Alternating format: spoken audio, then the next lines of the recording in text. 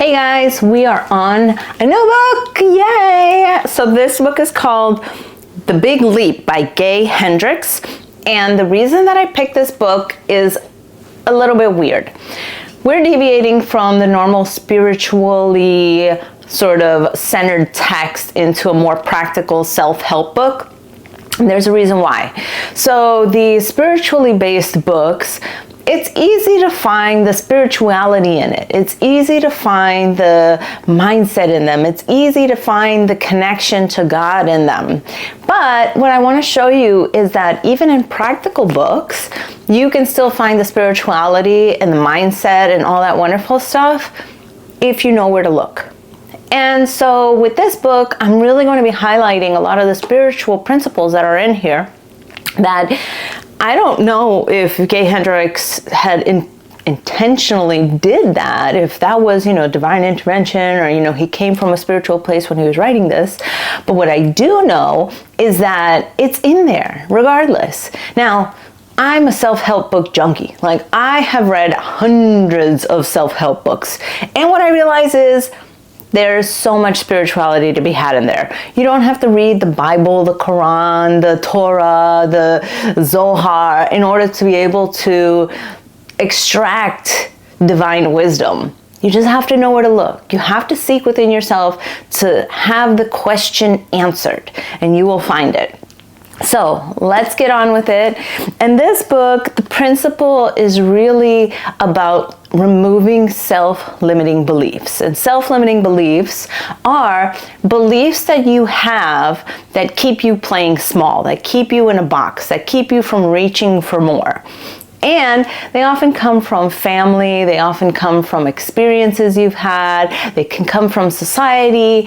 And so with this, it's like, hey, let's stop playing small and make the big leap, okay? So let's get on with it, guys. Oh man, I lost my place.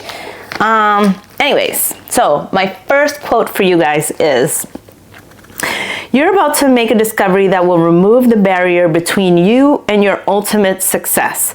I can make that promise to you because long before I helped other people enhance their own abundance, love, and creativity, I was my own best customer.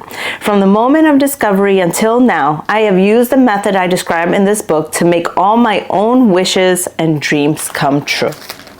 So when you are thinking about doing something with your life, a lot of times people are like, well, I won't believe it till I see it. But you have to come out of that shell to even try. You have to have an inkling of faith to even believe that you can change. The worst place that you can be is in this lack mindset, is in this inability to grow. You have to adopt growth mindset. Now, growth mindset is the idea that you can transcend your current level, that you can become more, you can become happier, healthier, wealthier, that you can be kinder, more generous, that you can be more of the things that you want to become, that you are not resigned to the fate of where you are. And when I read this, to me, when you make a promise to somebody, it's because not only have you seen the transformation happen in yourself, but you also see the transformation in others. You are connecting the light that you have already revealed. You're connecting that inspiration that you had to other people. And you are sharing that wisdom, you are sharing that to a larger community so that they can grow, that they can be better, that they can, expose a lot more of who they want to be. And that is such a divine calling. Sharing your gifts, sharing the secrets that you've learned and that you've, discovered is really an important tool because, for me anyways, I think that it's important that don't keep these secrets to yourself. Like, if you find that you've learned something, if you find that, something is really working for you, that, you have felt better, that you have just been able to elevate yourself, shout it from the rooftops. Like, after I a couple years ago, I rediscovered journaling. Like, I have always been an on and off again journaler, but a couple of years ago, I rediscovered my passion for journaling, and I was just like, man, I have like developed all these tools and techniques over the past years, and I'm like, I absolutely love journaling. I journal in the mornings, I journal at night, I journal during lunch. Like, to me, journaling is such a powerful tool, and I share that with the world because I'm like, if you want to get to the crux of the problem, start talking to yourself. Like, even if journaling is on a voice note, even if it's on video, even if it's written, however it is, like with a crayon, with a pencil, with, whatever. Like, for me, that tool has transformed everything about my life. And so I share it with the world, and the people who need to hear it will hear it. And the people who need that information and like are at a point where they're like, yes, I would like change and transformation, and I believe this can help me. Hey, then yes, it's there.